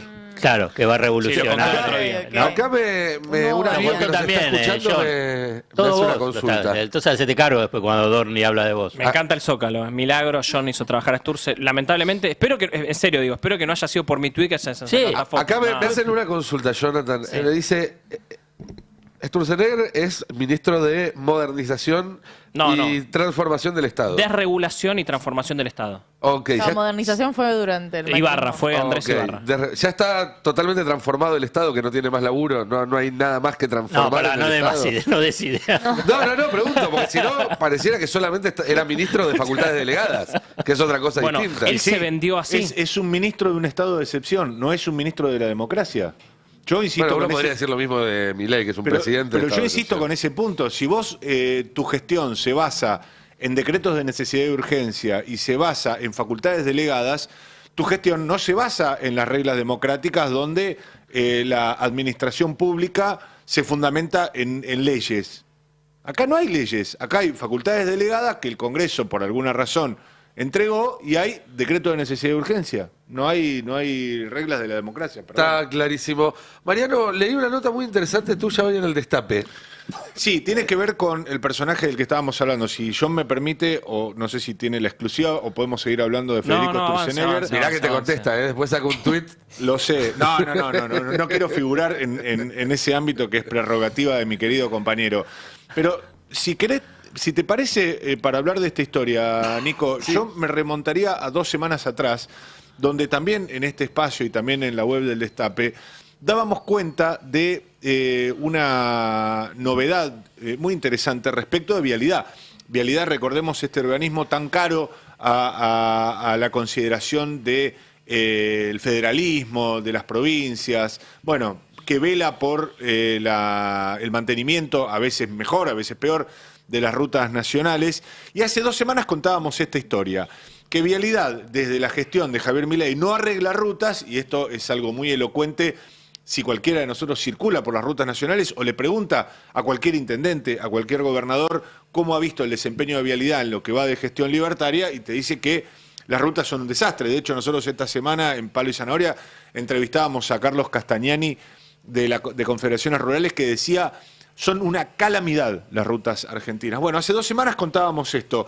No arregla rutas, pero gastará $2,4 millones para vigilar a su personal. Esto era una licitación pública que se le adjudicó a la única empresa que logró culminar el proceso, llamada ElipGo, para instalar un molinete Me acuerdo, en la puerta de lo hablamos Vialidad. acá. El molinete más caro del mundo. Sí, 13 pantallas digitales y un servicio de vigilancia durante 24 meses por reconocimiento facial, inteligencia artificial, etcétera, etcétera. Todo eso para vigilar de cerca lo que hacen o no hacen 1 millar de trabajadores de un organismo que estaba en proceso de cierre, ¿sí?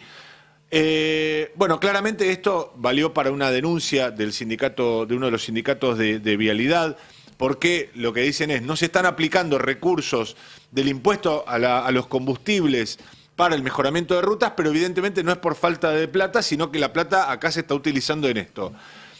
2 semanas después se produjo otra novedad, que es el anuncio del cierre finalmente de Vialidad. Si te parece, lo podemos ver en el tape número 1 a Manuel Adorni anunciando el cierre de la Dirección Nacional de Vialidad. De que este organismo se inventó para simplificar la corrupción, les queríamos comunicar que el presidente Javier Milei, a través de un decreto que se va a publicar mañana en el Boletín Oficial, ordenó el cierre definitivo de la Dirección Nacional de Vialidad, más conocida como Vialidad Nacional. Señoras y señores, la corrupción en la obra pública tiene hoy su acta de defunción firmada y la acaba de firmar el presidente de la Nación. Bueno, Manuel Adorni daba cuenta del acta de defunción de la corrupción, no obstante lo cual, el mismo día, esto fue el 7 de julio, la semana pasada, el mismo día, el mismo 7 de julio, la Dirección Nacional de Vialidad, el administrador general de la Dirección Nacional de Vialidad, un hombre llamado Marcelo Campoy, para más datos, el último director nacional de Vialidad de Carlos Menem, a quien ahora vemos en la serie, publicó este llamado a licitación pública.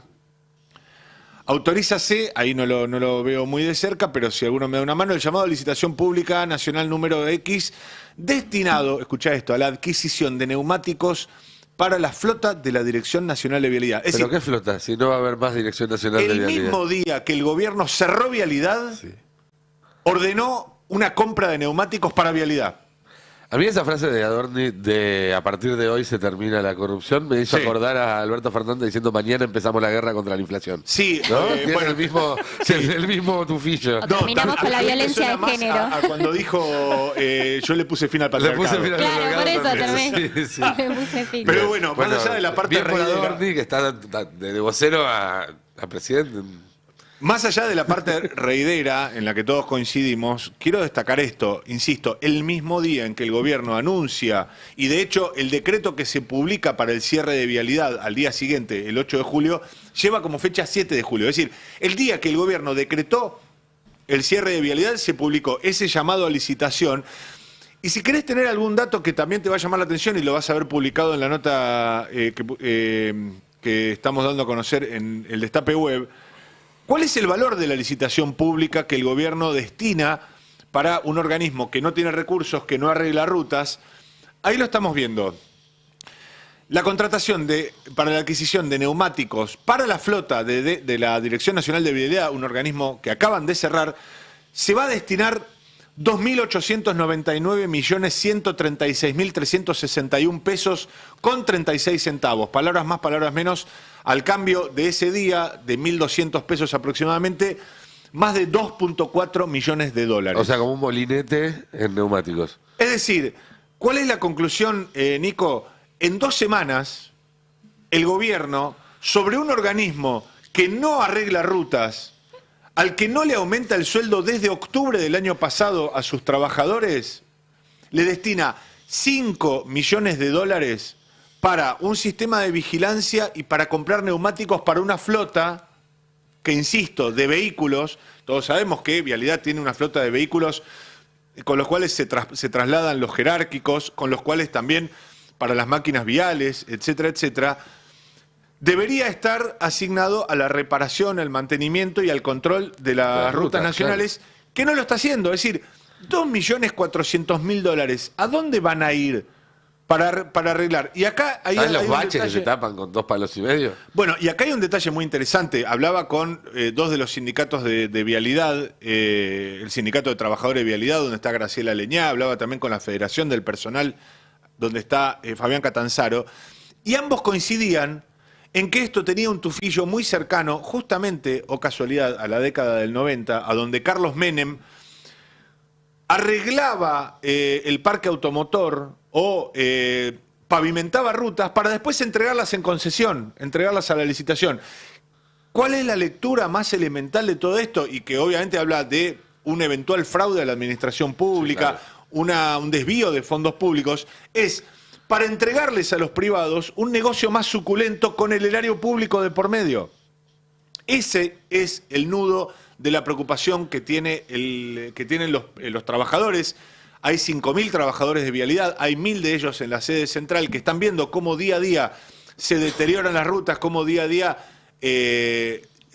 aparece cada vez más decrépito todo el sistema de vialidad administrativa y en términos viales.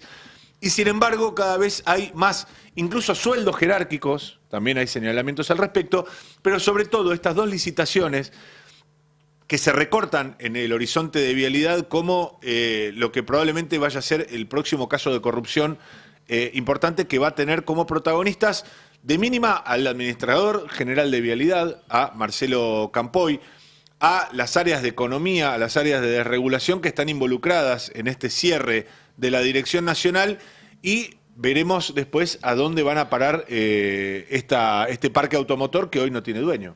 Bien, vamos a estar entonces muy atentos porque este es un gobierno al cual lo sacudís un poco y se le cae un caso de corrupción. Yo voy a insistir con esto, en un año y medio este gobierno ya es mucho más corrupto que ninguno de los gobiernos anteriores, por lo menos desde el 83 hasta acá, y el día que se conozca el alcance de la corrupción que está sucediendo en este gobierno, en cada oficina de ANSES del país, en cada oficina del PAMI del país, por no hablar de lo que sucede en la Casa Rosada, vamos a estar hablando de algo que incluso nos va a dejar con la boca abierta a quienes vienen siguiendo esos casos. Te quiero agregar algo. ¿Viste cómo el gobierno se envalentona al decir que eliminaron Vialidad Nacional? Que de alguna manera es una eliminación parcial, no es que no existe más. Digo, algunas funciones va a seguir teniendo. Pero fíjate cómo se molestaron cuando contamos que eliminaron el Instituto Nacional del Cáncer, sí, y lo eliminaron. Adorni salió a decir en ese stream y demás, salieron a desmentirme que no lo eliminaron. Sí, lo eliminaron. El tema es que no lo quieren contar, porque no solo no se llama más Instituto Nacional del Cáncer, no existe más, sino que además lo desguazaron, no va a tener las mismas funciones. Lo reconoció el propio Adorni en ese stream que hace. Dice que obviamente le redujeron funciones. Digo, es todo relato. O estás ahorrando guita, y en ese caso lo cerraste. Claro. O si no, no se entiende para qué lo hiciste, digamos. Es todo relato, porque les sirve decir que eliminaron Vialidad Nacional, pero no les sirve decir, por la palabra fuerte, que eliminaron el Instituto Nacional del Cáncer, pero lo eliminaron. Es como decir que el Ministerio del Interior sigue existiendo. No, el Ministerio del Interior no sigue existiendo. Sí. Se llama Vicejefatura de Gabinete de Interior, no existe más. Y hoy a la mañana escuchaba, creo que era la ministra de Infraestructura de la provincia de Santa Fe, en el marco de una campaña muy fuerte que está haciendo Maximiliano Puyaro sobre el tema de las rutas, sí, diciendo que el costo en vidas del abandono de las rutas argentinas equivale a varios accidentes de 11, en el sentido de que por goteo van falleciendo tal cantidad de personas porque las rutas no están en las condiciones en las que tienen que estar. Y se van a tener que hacer cargo. Y de hablar de los negocios económicos también, porque la mercadería se tiene que transportar, porque los empleados tienen que viajar de un lugar a otro. Esto es un desastre que en algún momento el gobierno va a tener que afrontar. Che, en estos días se dio a conocer un informe de la ONU sobre turismo que daba cuenta que los países que más crecieron en turismo receptivo del mundo son casualmente los que están alrededor de la Argentina. ¿Por qué? Porque los argentinos estamos cruzando a donde podemos a comprar barato, porque realmente el tipo de cambio así lo indica. Me imagino que el encargado de turismo en el gobierno, el señor Daniel Scioli, está muy preocupado por eso. Sí, está preocupado por los carpinchos. Pero los carpinchos hacen turismo. ¿Te van los carpinchos a Ciudad del Este a comprar PlayStation? En Nordelta, pero ayudan un poco a desviar esta discusión que vos estabas planteando. Ayer lo escuchaba en una entrevista al secretario de Ambiente, Deporte y también... Ambiente, deporte, ya no sé. Ambiente, deporte y justamente turismo. Aunque no se note. Es que no se nota, porque justamente de lo que estamos hablando desde el viernes para acá es de lo que él pretende hacer con estos animales que viven en Nordelta y que supuestamente afecta a los vecinos, aunque también hay opiniones encontradas al respecto. Pero mientras tanto, los números del turismo están en rojo. Ayer dio una entrevista y sobre el final solamente le preguntaron por la situación del turismo, pero estuvo hablando unos 15 minutos sobre cuál es el plan que tienen para avanzar sobre estos animalitos, porque... A ver, la imprevisión es total. Sobre los animalitos, para empezar, digo, ¿cuál es el ¿qué daño hacen? Tema. ¿Qué problema causan? Bueno, ellos apuntan a los accidentes de tránsito que generan y que eso también repercute en la población de carpinchos. ¿Cómo eran los accidentes de tránsito que generan? Accidentes de tránsito en Nordelta. Siempre estamos hablando de un barrio cerrado, o sea, la preocupación no hay que ir a 10 por hora así de acotada. Bueno, pero tampoco tiene bien claro qué quiere hacer, porque la verdad que la improvisación fue total desde el viernes para acá, como decíamos. Primero dijo que los iba a trasladar a una isla, a todos. Ahora dicen que esa idea está en suspenso, que sería una familia, al menos 3 familias. No tiene sentido. Y después que va a haber una campaña masiva de esterilización. Pero que lo cuente él en el tape 1 y escuchamos a ver qué es lo que van a hacer. Lo que buscamos precisamente es ir con los métodos más modernos, que no sean traumáticos, como meter al carpincho en un quirófano, vasectomía, todas las otras iniciativas que se venían tomando, pero se hizo estudios internacionales y el camino más efectivo es este. Y la manera de aplicarla son con una especie de dardo donde se le aplica la vacuna y a partir de ahí se va limitando esta reproducción mientras se avanza paralelamente en el traslado de este primer grupo de carpinchos. Bueno, ni siquiera tienen en claro cómo se va a avanzar con esta vacuna. Lo escuchábamos recién al secretario, pero en Brasil existe esa vacuna cuando habla de este antecedente más cercano de cómo se intentó disminuir la población de carpinchos, pero es una vacuna unidosis que se puede aplicar a distancia, como dice con dardos. En Argentina no existe. O sea, desde la Secretaría de Ambiente Nosotros tenemos un montón de dólares para ¿Es importar la vacuna vacuna. o esterilizador? No, porque, a ver, los vecinos querían vasectomías. Chicos, ¿podemos recordar esto, por favor? Que armaron un barrio en un humedal donde ya vivían Bueno, los a carpinchos. Los carpinchos estaban a O sea, eso acá no iba. hay un conflicto de No. urgencia ni emergencia. Ellos se mudaron al lugar de los carpinchos, bánquenselo, no hay un animal más bueno que el carpincho, no te ataca, Pero no te son muchos, muerde, hay no te hace muchos. Va a nada. surgir la resistencia central carpincha. Ojalá. Sí, la idea de las vasectomías masivas partió sobre todo de una comunidad de vecinos dentro de Nordelta, que es la Asociación Vecinal de Nordelta, Pasa y que fue Scioli es de la rechazado en zona. 2021. No me Fue conmueve rechazado eso. en 2021, además. Pero a ver, ¿por qué ahora hablar de carpinchos, Por favor. no? Yo digo, empezamos a ver si es que ya, no sé, si la preocupación había aumentado, qué es lo que había pasado alrededor de ese tema. El mes pasado se reunieron esta asociación de vecinos que decíamos con funcionarios del gobierno de la provincia de Buenos Aires y se estaba avanzando en un plan que tenía que ver con cartelería, con separarlos de las viviendas. O sea, se estaba avanzando en este sentido. Fue el mes pasado, entonces, ¿por qué ahora? Lo que nos dicen desde Ambiente es que además, a ver, escuchen esto. Se dieron cuenta que los carpinchos, porque tampoco tienen en cuenta, y esto es lo que nos decían los expertos también, no tienen en cuenta ni siquiera las características básicas que tienen estos animales. Nadan. Entonces, cuando se habló de llevarlos a una isla. a una isla del Delta, Van a volver se a dieron su cuenta casa. que van a volver a su casa, porque claro. como decía Cande, ellos vivían ahí, son muy territoriales, y además hay un montón de cuestiones que tienen que ver con sus características que puede fallar de muchas formas este plan. De muchas formas puede fallar.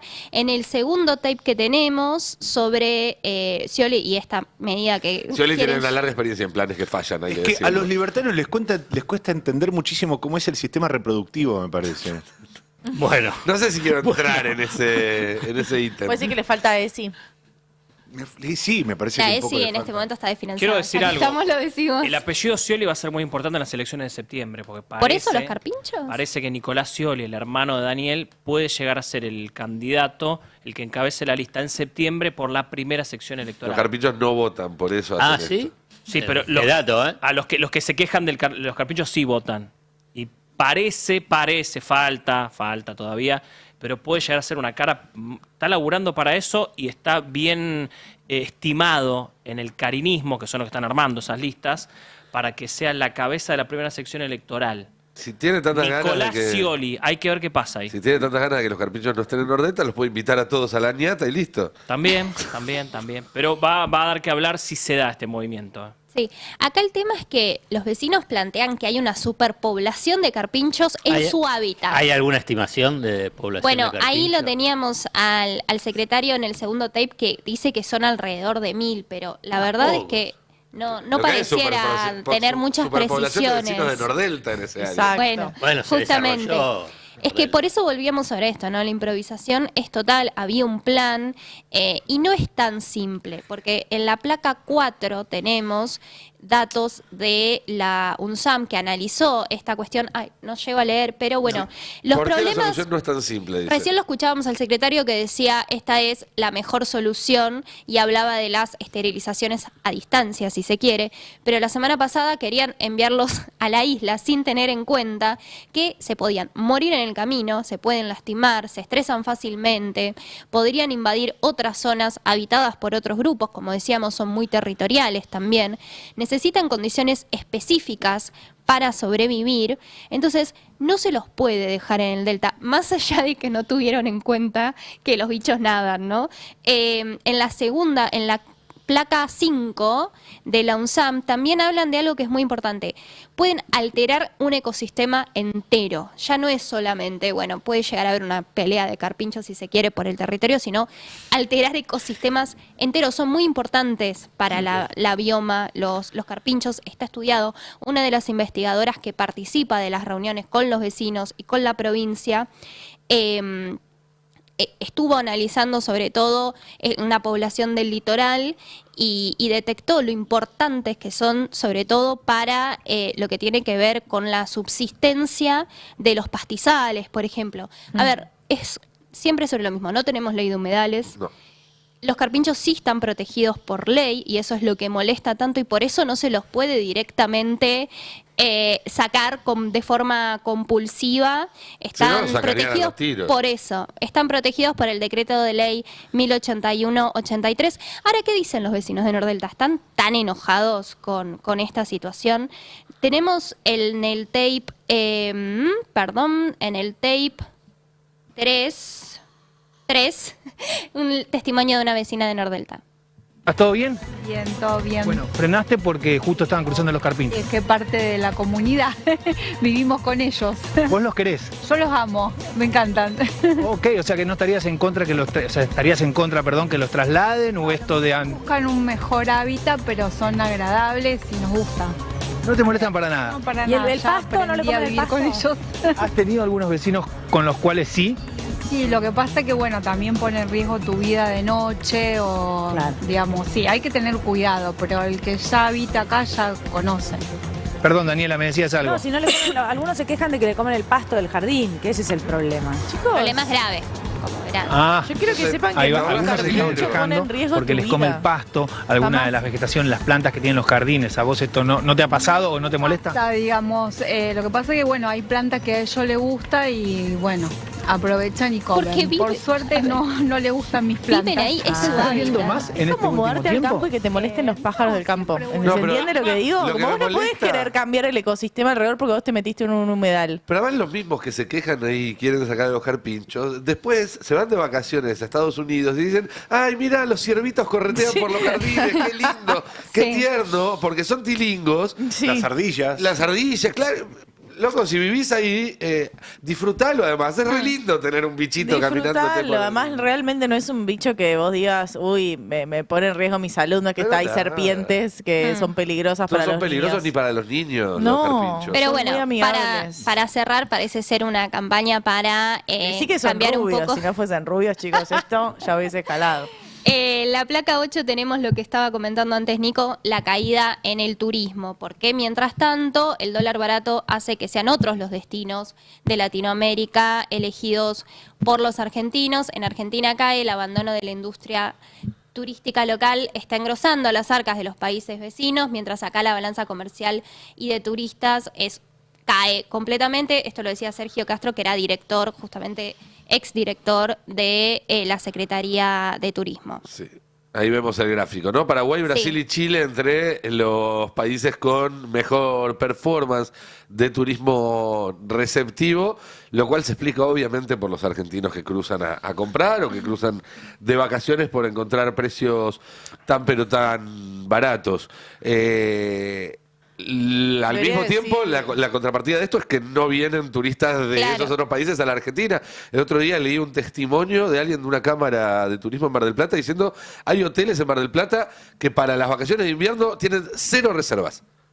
0. Ni una cama reservada para las vacaciones de invierno que empiezan ahora en unos días. Sí, Entonces, sin ir más lejos, en las escapadas también se vio esa caída en todo lo que tiene que ver con la industria de turismo.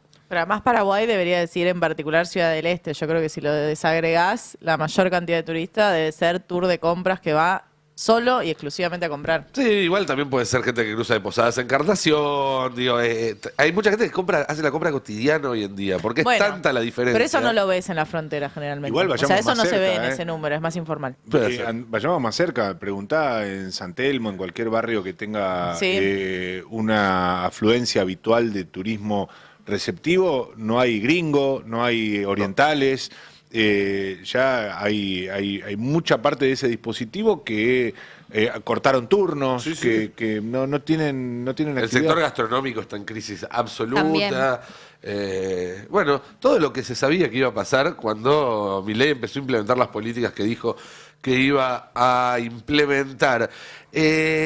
Nos quedó pendiente, Alfredo, charlar un poco de la reunión de ayer en la rural y de cómo va a seguir ese tironeo entre un campo que tiene un precio que no le conviene y altas retenciones y un gobierno que les hace mimitos pero no les ofrece nada. Un poco lo mismo que pasa con los gobernadores, ¿no? Así es, hay una muy buena nota en el portal web de Sebastián Premisi que cuenta precisamente lo que fue la reunión de Javier Milei, acompañado de Karina Milei, en la sociedad rural, donde participaron los diferentes representantes de la mesa de enlace.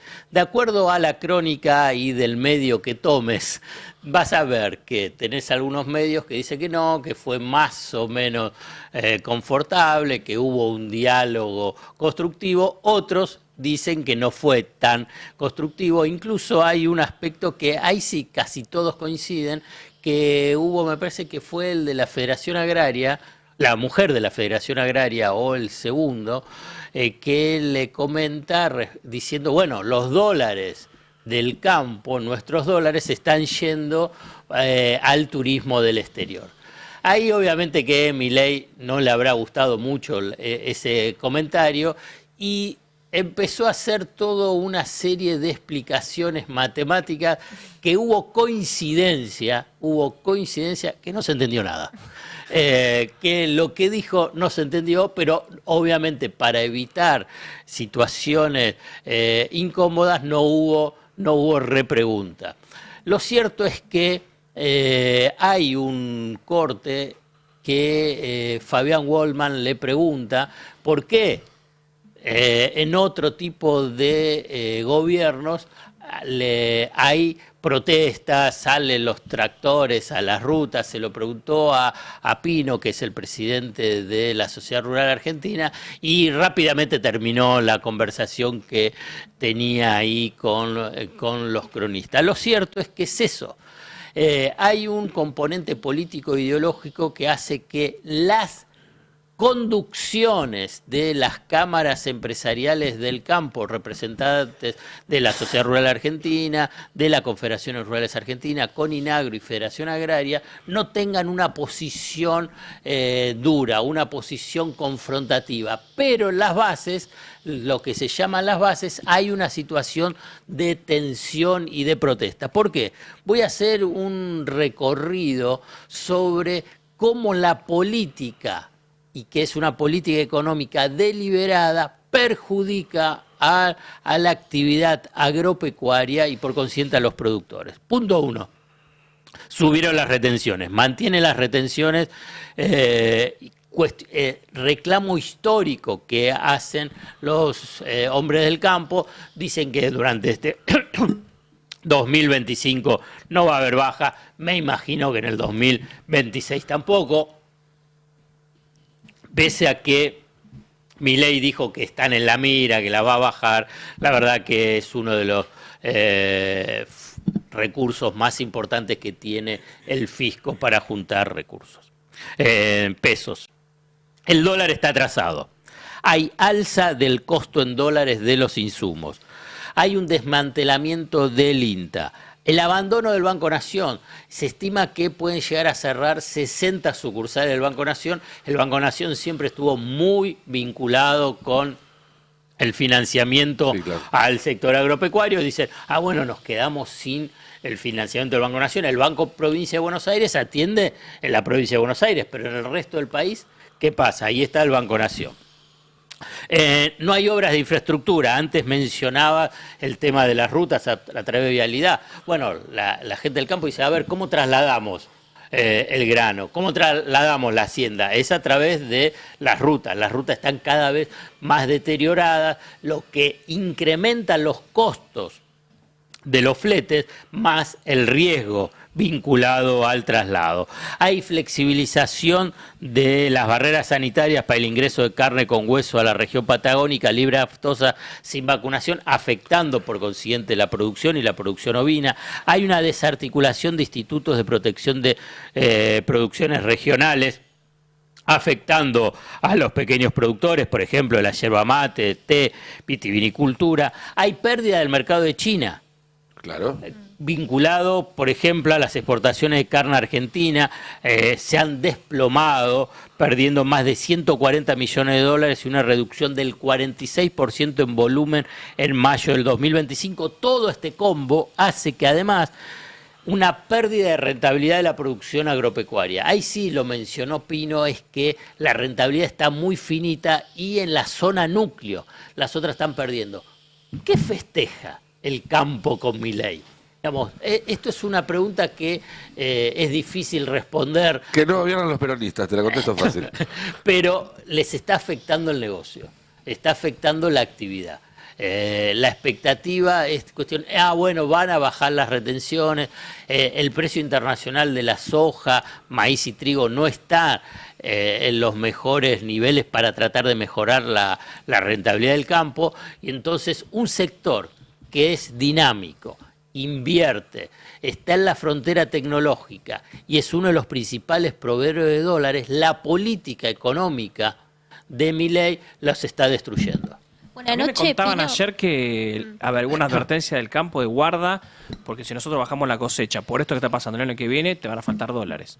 Claro, así y eso fue lo que... No, decía que anoche Pino, también en línea con lo que estabas contando, estuvo en TN y al final dice algo así como, bueno, esperamos un anuncio el jueves porque no deja de ser un presidente que viene de la sociedad rural, viene acá, tiene que haber un anuncio, un poco también hay que ver presionando. si el anuncio es que le entrega el predio de la rural, que es uno de los puntos. No, A pero ver, es uno de los puntos que estaban sí, en discusión. Mañana no va, mire, mañana es la apertura, mañana jueves... Es No, sábado, el sábado. Perdón, mañana va Francos a cortar la cinta. Tenés razón, el sábado es la Claro. apertura al público, pero mañana va Francos a cortar la cintita, va solamente Guillermo Francos, Milei no va... ¿Y Milei está confirmado que el sábado va y va a hablar? Bueno, hay que esperar. Ayer iba a estar la Entiendo clásica... que les dijo que sí. Sí, parece que sí. Ayer se iba a dar el clásico, donde no va es mañana. El sábado ok. tal vez va.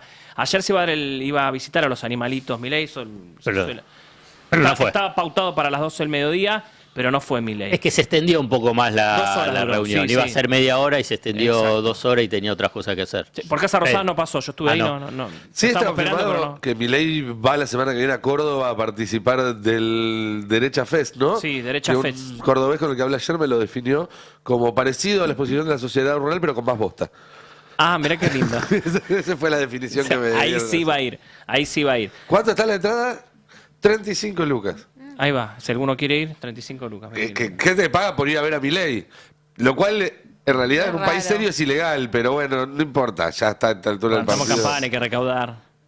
¿Vos decís que eso va para la campaña? Me están contando algo insólito, recién, ahora lo estamos terminando de chequear. Parece que el edificio que ocupa hoy el Archivo General de la Nación sobre la calle Alem, donde está también la Comisión Nacional Electoral, eso hay un edificio sobre la avenida Alem, que está a 2 cuadras de la Casa Rosada, que lo comparten esos dos organismos.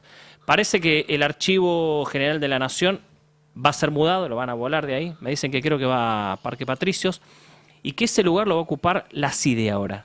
O sea, te van a poner la CIDE al lado de la Dirección Nacional Electoral. El mismo edificio. Me quedo recontra tranquilo, ¿eh? Un edificio. Recontra tranquilo con el resultado de las elecciones. Que va a compartir, y esto se va a hacer, me dijeron ya el mes que viene, lo van a compartir. Claro, antes de octubre tiene que hacerlo. Sí, la CIDE y la Comisión Nacional Electoral van a estar en el mismo edificio en Alema al 200. No se puede creer, ¿eh? Chicos, se nota mucho. Agradecer que no mudan la CIDE al Garrahan, ¿no? Porque ya- Me acuerdo una vez que en un sorteo de un mundial, creo que en el 2006, que el que lo sacaba los cosas del sorteo era David Copperfield. Y era, chicos, si quieren que confíen en el resultado, no me pongan un mago a hacer el sorteo. Si quieren que las elecciones en la Argentina, que nunca tuvieron un problema de legitimidad, ya empezaron a embarrarla con lo de la boleta única, pero si además van a mover la CIDE al mismo edificio de... No se puede creer. Recordemos el antecedente de Trump y de Bolsonaro, lo charlábamos ayer, de que los dos trataron, antes del intento de golpe de Estado, trataron de cambiar el resultado de la elección. Como no pudieron cambiar el resultado de la elección, trataron de dar el golpe de Estado. Ojo con eso, porque esta gente con la que Milei se lleva bárbaro, nunca lo escuché a Milei decir, che, mirá, me cae bárbaro Trump, pero estuvo un poco mal eso de tratar de dar un golpe de Estado. Y a la vez está la parte política, es Santiago Caputo comiéndole un edificio a Guillermo Francos, el Archivo General de la Nación. Depende de jefatura. Es parte de jefatura de gabinete, que de hecho el archivo en un momento iba a hacer un laburo con la CIDE para desclasificar los archivos, algo que me dijeron que por ahora ni noticias, así que hay que ver qué pasa con ese movimiento. ¿En la muy derecha extraño, Fest hay alguna luminaria de invitado? ¿Hay algún... ¿A qué llamas luminaria? Derechaluza. No, pero algún invitado afuera. Derechaluza, muy bueno. Sí, yo creo que está el chileno Kaiser, el que es el número 2 de Laje en la Fundación Faro. No sé si se cuenta como de afuera. La gran figura es Agustín Laje, claramente. Y Milei. Agustín Laje. Pero de afuera no, porque viste que Milei viaja mucho a derecha, a festivales de derecha y qué sé yo, que se supone que se nutre de figuras internacionales. Yo me acuerdo de una época estábamos enloquecidos, ¿se acuerdan de Crazy Glorita? No. No sé de qué estás hablando, sí, Gloria no sé cuánto, creo que una chilena que era como, junto con Laje, era una figura internacional. Duraron lo que un gas en una canasta, pero lo que digo es que no se perfila mucho... Digamos, ahora que el dólar estaba más o menos barato, podríamos haber traído un... Yo quiero creer que lo van a llenar. Tengo una pregunta para John. ¿Para mí? Sí, sí. ¿Por qué? No, 51. Quedan 3 minutos. No, porque viste que vos decís que Karina siempre acompaña a Milei. ¿Karina va a Córdoba? Es una buena pregunta que la verdad no la sé. Ajá. Tal vez no va, Tal vez no va. ¿Y cómo está ella? Bien. Bien. Me la crucé la semana pasada. ¿Viste? La crucé la semana pasada en un pasillo en La Rosada. Siempre en los pasillos vos te la cruzás. Y bueno, porque uno camina, pero no es común, Hacía un tiempo que no... Bueno, desde la foto con la ¿Cómo la espejo, viste? hace casi 2 meses. Estaba con Martín Menem. ¿No le sacaste foto? No se puede eso. Ya en la pero Rosada la vez pasada no le se puede. sacaste foto. Sí, pero después de eso pusieron una regla. Después de que él le sacara una foto a Karina, pusieron una regla para decir otro que quilombo bárbaro. Perdóname. Es un edificio vos vas a hacer público. quilombo. Hay una nueva resolución en la Casa Rosada donde ya no se pueden sacar fotos ni tomar videos. Bueno, pero si No se yo aceptan quería. más gente de llame John. Pero perdón, ¿por Claro. qué no se puede sacar fotos dentro de un edificio No público? No es un edificio que esté sujeto a Tal cual. información sensible, digamos, no es la CIDE, es un edificio público. ¿Qué pasa Se si supone saca que- foto? Se puede llegar a considerar una falta grave. Es una nueva resolución recontra polémica de Adorni. Yo creo que hay que presentar un amparo colectivo, judicial, pero bueno, está complicado. Pero para mí, contra esta resolución hay que plantear un amparo. Pregunta de Cholulo. Sí. ¿Te cruzás con Karina en los Está pasillos? armar quilombo. ¿Te saluda, es simpática o no? ¿Es de esas personas que van mirando al frente, no se mosquean por los simples mortales? ¿Cuál es el vínculo con los empleados? ¿Los trata bien, los trata mal? A ver, una cosa son los empleados de la Casa Rosada, otra cosa son los periodistas que somos, Claro. tenemos lepra con todo respeto. Obviamente, para no este odian gobierno... suficiente a los periodistas. Para este gobierno, nada, no nos quieren. Una cosa son los empleados de La Rosada, que a mí me consta que por lo menos Karina tiene buen trato. Más allá de que, obviamente, a ver, en el momento se tuvo, esto ya lo conté, se habilitó que se vendan, antes no se vendían cosas en Sí, la Casa para que- Rosada. Como no llegan a fin de mes los mozos y demás, se habilitó que tengan una suerte de Ahí de Que kiosco. vendan que Ajá. no entiendo. Con la venia de Karina. Vasita, aceptó. torta. Sí, Eso es muy frecuente en los hospitales públicos, ¿viste? Claro, Que no en la los Casa empleados Rosada. montan un kiosquito para hacer... Sí, para sobrevivir. Esto desconocía que... Sí, en la Casa Rosada... O sea, les desde- baja el sueldo, pero les deja vender medialunas para que lleguen a fin de mes. Esto Está bien. fue contado en alguna nota que he escrito. A mitad del año pasado, los mozos y parte del personal de la Casa Rosada no llega a fin de mes, como muchos de los trabajadores de nuestro país. ¿Vos viste alguna vez que Karina Milei haya ido con el mismo vestido o siempre fue con diferente? No, siempre diferente. Siempre diferente. No, nunca la vi repetir. Pero perdón, che. Tiene un tapado rojo muy llamativo, ¿Y qué- generalmente. qué Una color- pregunta, qué hay color- tiempo para una pregunta más. Piénsenla bien. ¿Qué colores prefiere? No, le gusta Va a mucho la usar moda. jean, color jean y pantalón negro. Ajá. Pantalón negro y jean es como la Para mí es tendencia. suficiente. Ya está. Bien, hasta ahí. Gente, Vamos llegando al final de este programa. Ya llega Adrián Murano con sus Toda la culpa la tiene el Tano, quiero decir, afiladas. Es todo culpa del Tano, por supuesto. No importa cuándo lean esto. Muchas gracias, compañeros. Muchas gracias también a todo el equipo que está allí del otro lado del vidrio y a ustedes que nos eligen cada mañana. Nosotros mañana a las 10 de la mañana nos reencontraremos con más información, análisis, carpinchos y entretelones de la Casa Rosada en este espacio periodístico que hemos dado a llamar El Pase. Que tengan un excelente día y nos vemos mañana. Chau, chau. El Destape 1070. Sin vueltas, sin ruidos. Información. Radio y punto.